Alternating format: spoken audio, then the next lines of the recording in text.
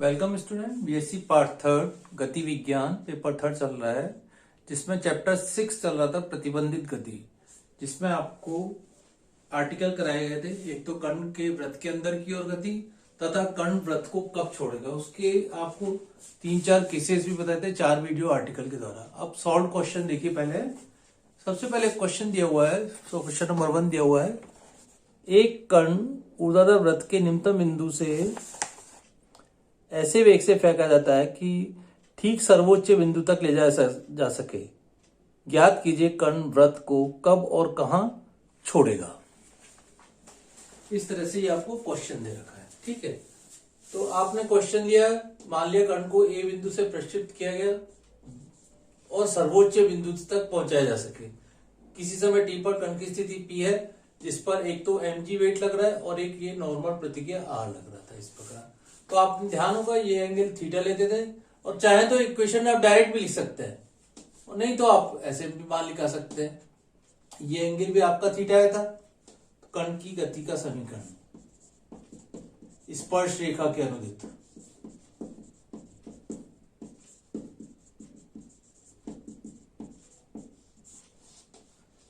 समीकरण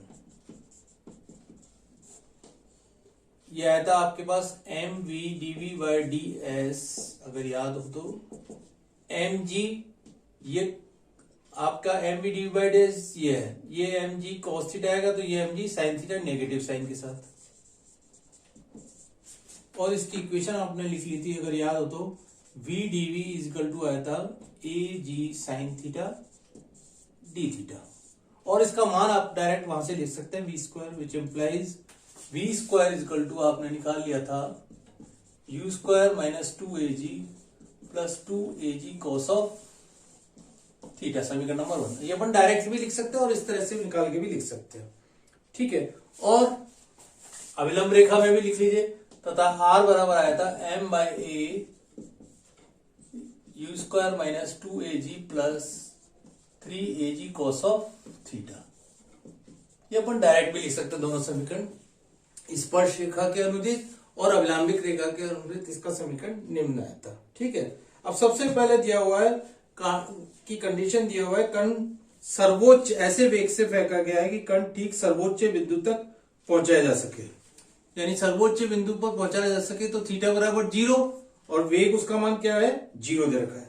दिया हुआ है कि कण ऐसे वेग से प्रक्षिप्त किया गया है कि सर्वोच्च बिंदु तक पहुंचा है। सर्वोच्च बिंदु क्या है बी, एट बी पर पहुंच सके, अर्थात थीटा बराबर 0, बी बराबर थीटा बराबर पाई पर बी बराबर 0 है। बी पर थीटा बराबर पाई और बी बराबर 0 है, तो ये मान रख दीजिए। यानी u² - 2ag और ये हो जाएगा प्लस 2ag cos पाई = 0। यानी u² - 2ag बराबर u² बराबर आ गया 4ag। ये आ गया अपने पास समीकरण। और ये मान पहले भी निकाला था कि सर्वोच्च बिंदु तक पहुंच सके तो u² का मान 4ag हो जाए। अब कह रहा है कण मान लो किसी एंगल θ1 पे छोड़ा है, तो माना कण थीटा बराबर θ1 पर वृत्त के पथ को छोड़ देगा।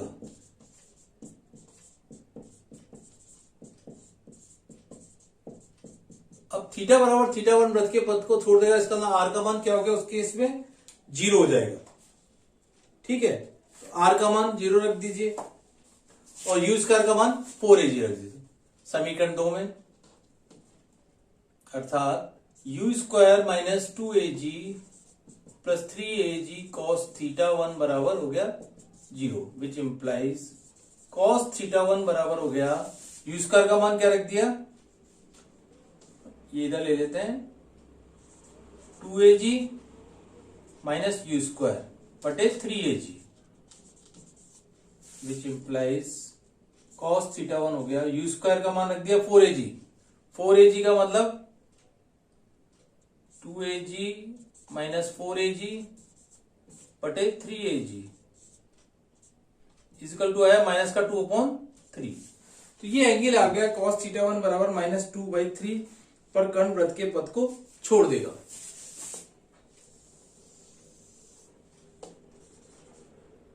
cos θ1 बराबर आ गया माइनस का 2/3। अब cos θ1 पे आ गया, इसका मान इस पे कण वृत्त के पथ को छोड़ देगा।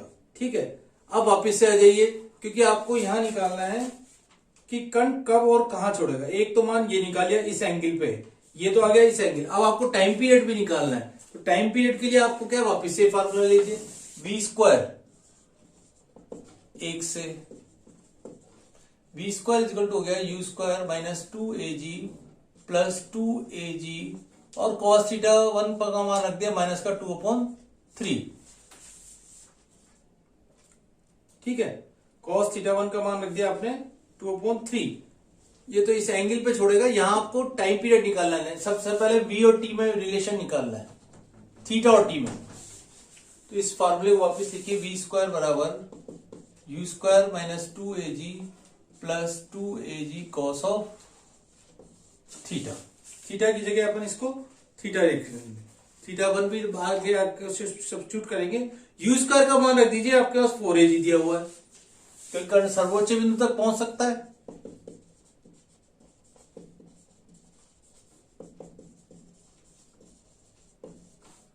ये हो गया 2ag, कॉमन ले लिया, 1 minus 1 plus cos theta. 1 plus cos theta को क्या लिख सकते हो, 2 cos square theta by 2 cos square theta by 2 minus 1 लिख सकते हैं। 2ag into 2 cos square theta by 2, तो v² बराबर हो गया 4ag cos square theta by 2, और प्लस दिशा में है। और v को क्या लिखना है अपने को, ds अपॉन dt, या v का मान इसी से पहले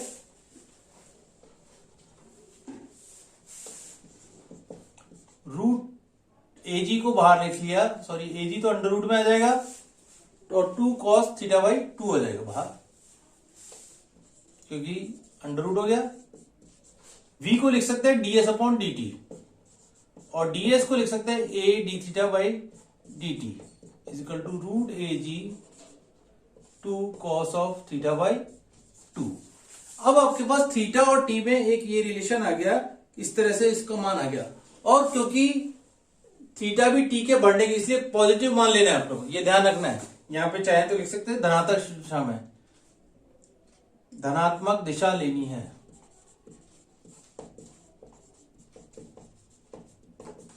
ठीक है, अब इसको आप लिख लीजिए डी थीटा, और देखिए ए से ए भी कट जाएगा एक, डी थीटा के साथ तो ये इधर आ गया सेक थीटा बाई 2, और 1/2 भी इधर आ जाएगा, 1/2 डी थीटा को बाहर में लिख लीजिए, 1/2 सेक थीटा बाई 2, और ये रूट ए इससे कट गया, तो यहां पे आ गया root A upon G D theta equal to आ गया डी टी। अब इंटीग्रल करना है आपको,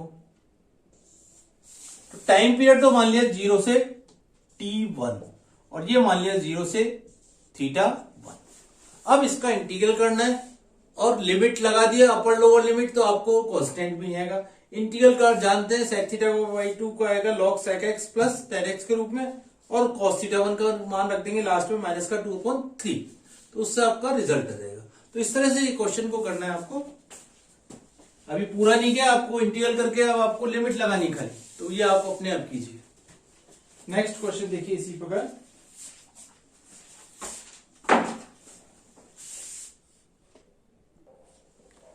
नेक्स्ट क्वेश्चन देखिए। अब क्वेश्चन दिया हुआ है, एक कण ऊर्ध्वाधर वृत्त जिसका अर्धव्यास a है के निम्नतम बिंदु से ऐसे वेग से फेंका जाता है कि कण वृत्त को छोड़ने के पश्चात कण वृत्त के केंद्र बिंदु से गुजरता है। सिद्ध कीजिए कण का प्रक्षेप वेग निम्न होगा। अब कह रहा है कण वृत्त के पथ को छोड़ देता है। नेक्स्ट क्वेश्चन ले रहे, डायग्राम आपका चीज रह देते ये। अच्छा, इक्वेशन आपके पास ये एक वापिस रहेंगी, ध्यान रखना है, क्योंकि ये आपकी कोई चेंज नहीं होती।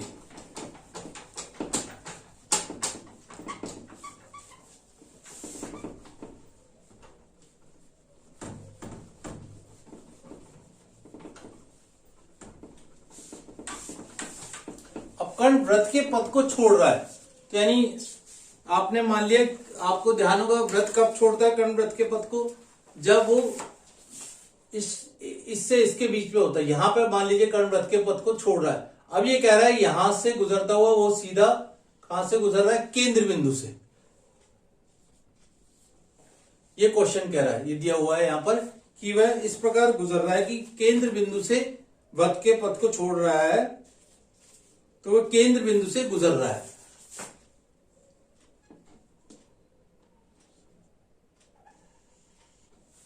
डायग्राम थोड़ा सा दोबारा बना देते हैं चाहे तो।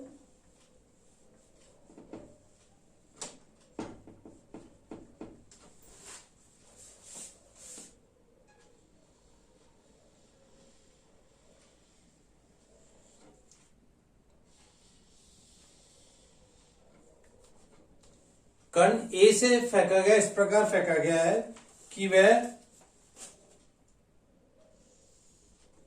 केंद्र बिंदु से होकर गुजरता है। ये दिया हुआ क्वेश्चन, यहां से प्रोजेक्ट करते हुए यहां आता था, उसकी जगह वो कह रहा है यूं होता हुआ यूं गया है। ठीक है, तो ये आप लेते थे विवेक, ये एंगल आता था आपका अल्फा, याद हो तो, और ये अपन एक्सिस लेते थे पी एक्स और ये लेते थे पी वाई, याद है। अभी अपन ने आर्टिकल, लास्ट वीडियो आर्टिकल में क्या है, थर्ड में,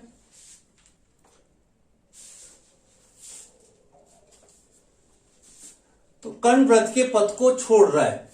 ठीक है, तो सबसे पहले क्या आया था उस केस में, अगर याद हो तो आया था वी स्क्वायर बराबर, और कंडीशन ली थी यू स्क्वायर की कंडीशन आई थी, you square less than 5 AG और ग्रेटर देन 2 AG।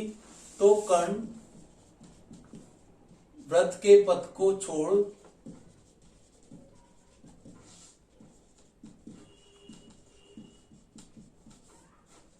ठीक है, इस केस में आर का मान क्या हो गया था, 0 आया था, याद हो तो।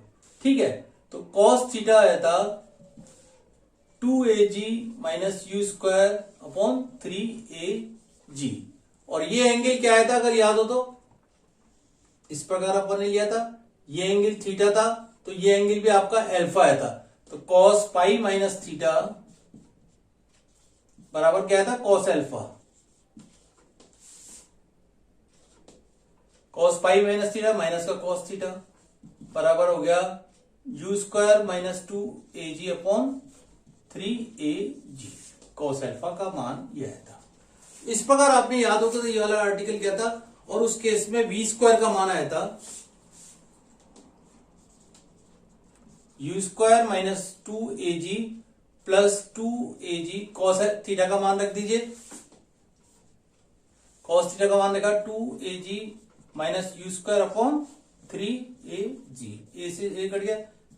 अब देखिए, तो एक तरह से you square minus 2AG minus 2 upon 3 you square minus 2AG बराबर बी स्क्वायर का मान आया था you square minus 2AG by 3। ये आपको लास्ट रिजल्ट आपको बार बार निकालना नहीं है, यहां पे लिख भी सकते हैं, जब कण वृत्त के पथ को छोड़ेगा।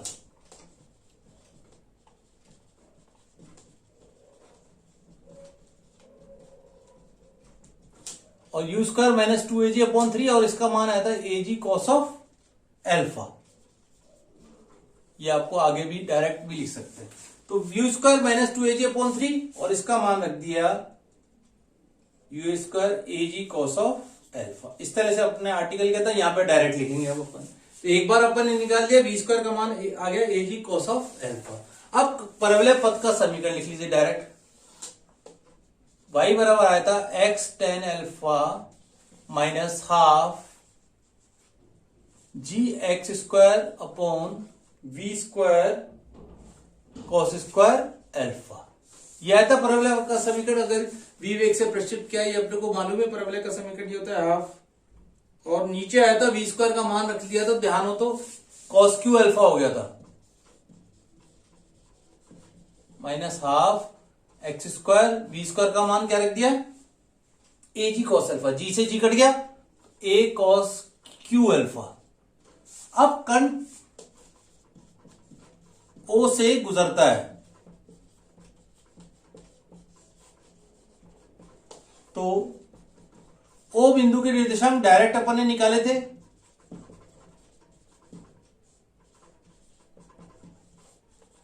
क्या आए थे याद हो तो, ये था आपके पास, अगर याद हो तो ए साइन, ये एंगल अल्फा आया था, ये था ए कॉस अल्फा और ये था ए साइन अल्फा, यानी ए साइन अल्फा और माइनस का ए कॉस ऑफ अल्फा। ठीक है, ए साइन अल्फा और माइनस का ए कॉस अल्फा, यहां पे वाई और एक्स की जगह रख दीजिए। तो वाई की जगह तो रख दिया माइनस का A cos alpha equal to X की जगह ए साइन अल्फा, और टेंजेंट अल्फा को भी खोल दिया sine alpha upon cos alpha, minus half X square की जगह A square sine square alpha upon A cos of Q alpha. ठीक है, तो सबसे पहले क्या करें अपन, ये साइन स्क्वायर अल्फा बन गया, ये भी साइन स्क्वायर अल्फा है, और यहां से एक कॉस स्क्वायर अल्फा तो यहां रहने दीजिए और एक कॉस अल्फा को वहां ले जाइए। ठीक है, तो ये तो बन जाएगा आप एक तरह से एक कॉस अल्फा से गुणा कर दें, तो ये बन गया माइनस का ए कॉस स्क्वायर अल्फा, यहां पे आ गया ए साइन स्क्वायर अल्फा, इजी हो जाएगा क्वेश्चन, कॉस अल्फा से कॉस अल्फा कट गया, माइनस का हाफ ए से ए कट गया, ए साइन स्क्वायर अल्फा कॉस बटे कॉस स्क्वायर अल्फा, तो ये मान हो जाएगा tan स्क्वायर अल्फा, डायरेक्ट लिख दें।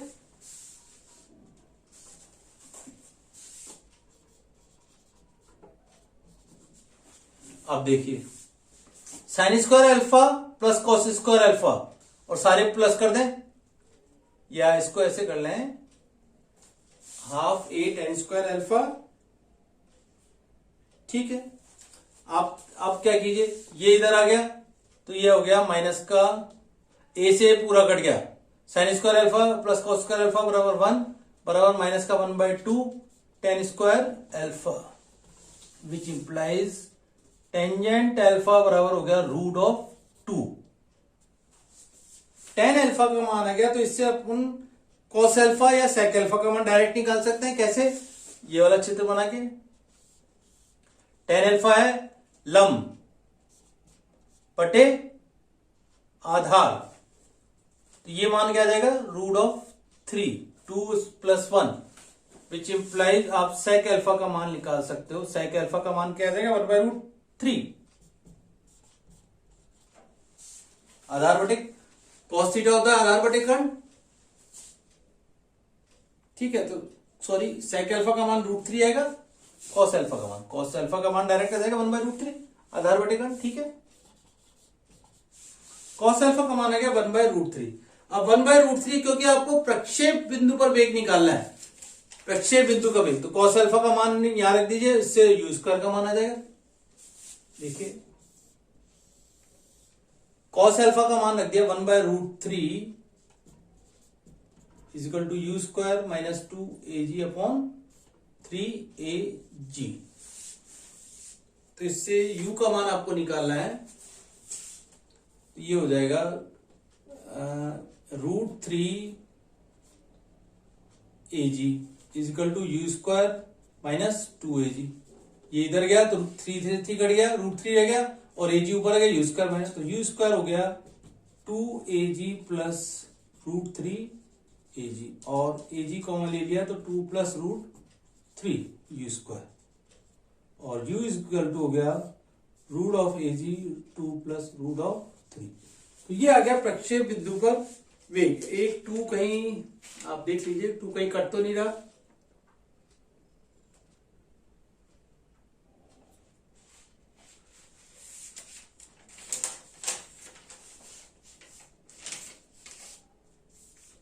कॉस अल्फा बराबर आ गया 1/√3। ठीक है, कॉस अल्फा 1/√3 रख दिया, तो यू स्क्वायर माइनस 2 अपॉन 3। ठीक है,